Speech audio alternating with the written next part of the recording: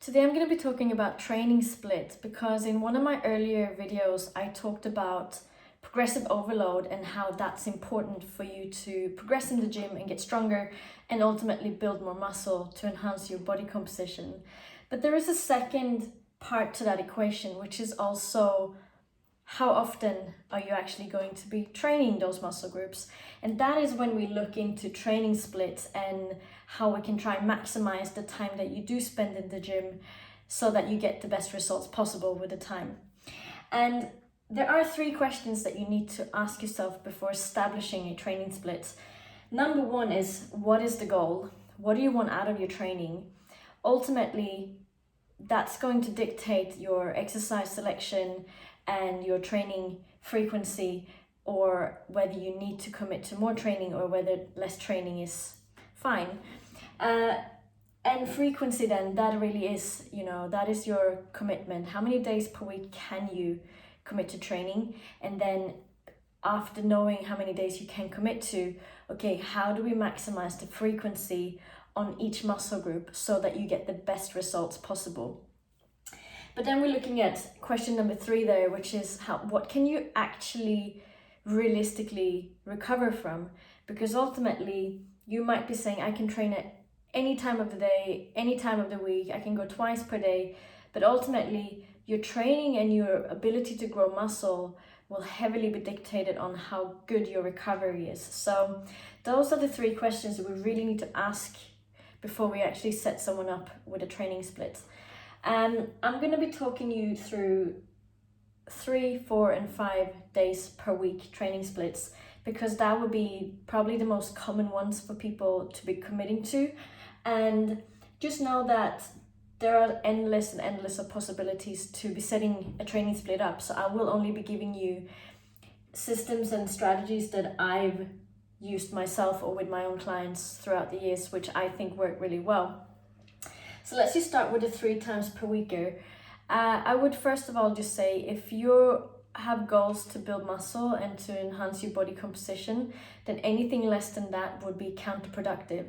But if you are just exercising because it makes you feel good, or because, I don't know, whatever reason that isn't body composition related, then by all means, maybe twice per week or even 1 time per week is better than no time per week. But if your goal is to build muscle, it really comes down to that frequency and volume to training. So yes, if you're training 3 times a week, they're giving you two splits here. One is full body, 3 times per week. You pick exercises that targets all muscles in your body, and that will give the frequency to train 3 times per week. So you will be hitting each muscle 3 times per week. However, the volume in each session per muscle group won't be as big. But if you're a beginner, or if you are someone who doesn't have a lot of time, then this training split is probably a really good one for you. The second split on the 3 times per week is a lower body, upper body, and then a full body split, which allows you to get into a little bit more volume into the first 2 sessions, because you'll be able to get more exercises in for the time that you train. But you also get that 3rd session, which then gives you the frequency to hit all the muscles one more time. If we move to the 4 times per week, we have the 2 lower body, 2 upper body, which is probably one of my own favorite splits, because it gives you the volume in each session for each muscle group that you train, and it gives you enough time to recover. If you train hard enough, then twice per week is really, it could be the only thing that you could manage. Potentially we want to be hitting it a 3rd time, but maybe not as hard, but that will be for another talk. The second example here is a cross body split. And what that means is that in session 1, you'll be training all muscles that you see in the front of your body, which means that it is upper body and lower body at the same time, but it's only half of the body. And then obviously the second session, you do all of the backside. It works really well as well, and you'll feel like you're training hard, because you are training really hard. Because it's a big area that you're training, you might find that it's a lot more taxing on your body to be training. And if you are, say, after the front body really sore in your quads, then it might be inhibiting you from training your hamstrings really hard the next day. So again, it comes down to, am I recovering from this or am I not recovering from this? And if you're not, then maybe a different training split would be more beneficial for you. The third example here is the push-pull lower body, upper body split. And what that does, it gives you the frequency and the volume on your upper body, and you'll be hitting all of those muscles twice per week. You'll be hitting your lower body only once per week. So this split here is probably more ideal if you are really looking to grow your upper body. So for guys, this might be a really good split for you.